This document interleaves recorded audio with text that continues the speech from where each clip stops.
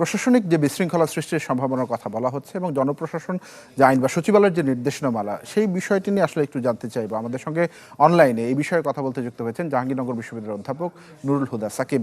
জনাব নুরুল হুদা সাকিব, আপনাকে স্বাগত জানাচ্ছি চ্যানেল 24-এর এই আয়োজনে। যে বিষয়টা একটু জানতে চাই, আমাদের সহকর্মী প্রতিবেদন রেশ ধরে আপনার কাছে খুব সরাসরি প্রশ্ন করতে চাই, যে ধরনের বিশৃঙ্খলার কথা বলা হচ্ছে সেই বিষয়টি একটু বিস্তারিত ব্যাখ্যা করবেন এবং সচিবালয়ের যে নির্দেশমালা বিষয়টি যদি একটু ব্যাখ্যা করেন।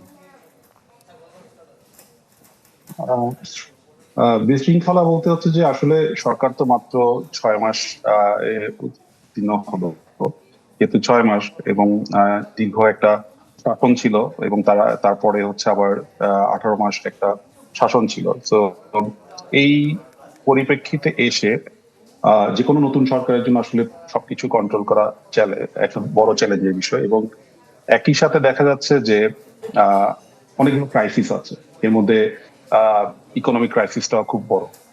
আপনারা দেখছেন যে সবগুলো সেক্টরই ভেঙে পড়েছে, আবার এদিকে বেতন বৃদ্ধিরও একটা প্রেশার আছে। তো এটা খুবই স্বাভাবিক যে সরকার চাইবে, যে নতুন সরকার চাইবে যে তাদের কিভাবে ব্যয়গুলো কমানো যায়, এবং যে প্রক্রিয়া এটা কমিয়েছিল, এবং এটা খুবই স্বাভাবিক যে যেসব জায়গায় কমানো যেতে পারে সেগুলোতে এই এটা করা যেতে পারে, এবং সরকার তাই করেছে। কিন্তু দেখা যাচ্ছে যে বাংলাদেশের প্রেক্ষাপটে যেহেতু আপনার ব্যুরোক্রেসির যে কন্ট্রোলটা খুবই স্ট্রং, এটা অর্গানাইজ একটা ফোর্স হিসেবে কাজ করে, সেহেতু এই প্রেক্ষিতে তারা ব্যুরোক্রেসি তাদের যে বিভিন্ন সুযোগ সুবিধা আছে সেগুলোকে ছাড় দিতে নারাজ। এবং এটা দেখা গেছে যার কারণে প্রশাসন ক্যাডারের সাথে এবং আরো কিছু ক্যাডারের সাথে অন্যান্য ক্যাডারের একটা বৈষম্য থেকে দেখা যাচ্ছে যে তারা প্রশাসন ক্যাডার এবং অন্যান্য ক্যাডার কিছু কিছু ক্যাডার তারা সবসময় একটু বেশি সুবিধা পেয়ে থাকে, এবং তারা এই প্রভাবটা সবসময় বজায় রাখতে চায়, এবং অন্যদিকে সরকার এই গ্রিপটা নিতে চায়, যার কারণে এই ধরনের একটা দোটানার একটা অবস্থা সৃষ্টি হয়েছে। যার কারণে হয়তো সরকার যে সিদ্ধান্তটা নিয়েছে সেটা হয়তোবা তাদের মনোপুত হয়নি। তারা এই ক্ষেত্রে তারা হয়তোবা সরকারকে বিভিন্ন চাপ প্রয়োগ করছে, চাপ সৃষ্টি করছে।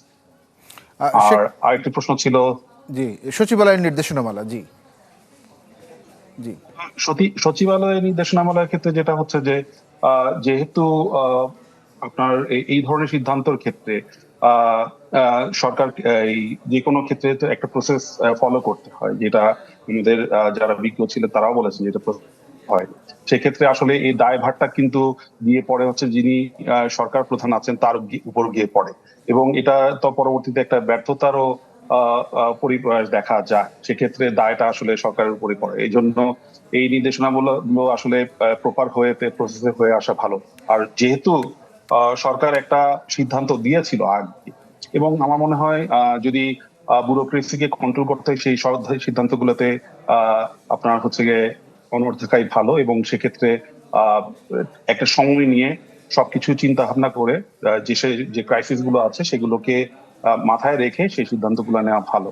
না হলে যেটা হবে যে এই ক্ষেত্রে যেটা হবে যে অন্যান্য যে আরো বিভিন্ন গোষ্ঠী আছে তাদেরও বিভিন্ন সময় বিভিন্ন দাবি দেওয়া আসবে, এবং তখন সরকার কিন্তু তখন সেই সিদ্ধান্তগুলোতে কঠোরভাবে আপনার দমন সঙ্গে করতে পারবে, আপনার কঠোর হতে আলোচনার পারবে। সঙ্গে একটু আমি যুক্ত করতে চাই, এই ধরনের সমস্যা যখন মুখোমুখি হতে হয়, একজন সরকার প্রধান হিসেবে তারেক রহমান যখন এই ধরনের সিদ্ধান্ত নেন, ব্যয় সংকোচন নীতি, সেটি দেশের সার্বিক প্রেক্ষাপট বা অবস্থান অনুধাবন করেই হয়তো বা তার সিদ্ধান্তটা আসে। এক্ষেত্রে যদি সহযোগিতা না পাওয়া যায় বা আইনের যদি কোনো জটিলতা থাকে, যেটি সচিবালয়ের নির্দেশনামালার কথা বলা হচ্ছে, সেই জায়গাতে কি এই ধরনের বিষয়গুলো ইমপ্লিমেন্টেশনের ক্ষেত্রে কোনো জটিলতা থাকে কিনা, নাকি সরকার প্রধান চাইলে এই বিষয়গুলো আসলে ইমপ্লিমেন্ট করতে পারেন?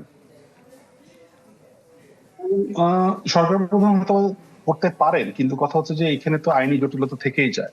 হ্যাঁ, সরকার প্রধান হয়তো বা তার ক্যাবিনেটে সিদ্ধান্ত নিয়ে এগুলো করতে পারবে, কিন্তু মেসেজটা কি যাচ্ছে? মেসেজটা তো ভালো যাচ্ছে না।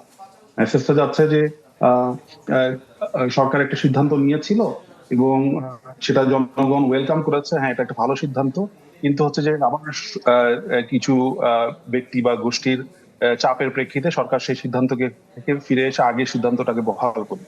তাহলে জনগণের কাছে মেসেজ যাচ্ছে যে সরকার হচ্ছে গিয়ে আমলাতন্ত্রের কাছে বন্দী, আমলাতন্ত্রকে তারা কন্ট্রোল করতে পারছে।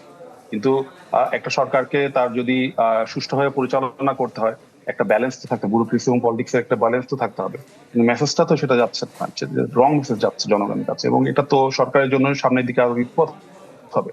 এবং হচ্ছে যে সরকার তখন দেখা যায় যে কোনো বিষয়, গুরুত্বপূর্ণ বিষয়ে আমলাতন্ত্রের উপর নির্ভরশীল হবে, এবং অতি নির্ভরশীলতা কিন্তু পরবর্তীতে এটা বড় সমস্যা হতে পারে, যেটা জি আপনারা দেখেছেন। জি, জনাব নুরুল হুদা সাকিব, আপনাকে অনেক ধন্যবাদ আপনার মূল্যবান মতামত তুলে ধরবার জন্য। আমরা চাই আসলে সামগ্রিকভাবে দেশের মানুষের জন্য, সবার জন্য যেটা কল্যাণকর সেই ধরনের সিদ্ধান্ত গ্রহণ করা উচিত। অনেক ধন্যবাদ। অধ্যাপক নুরুল হুদা সাকিব, জাহাঙ্গীরনগর বিশ্ববিদ্যালয়ের অধ্যাপক, তিনি যুক্ত হয়েছিলেন আমার সঙ্গে।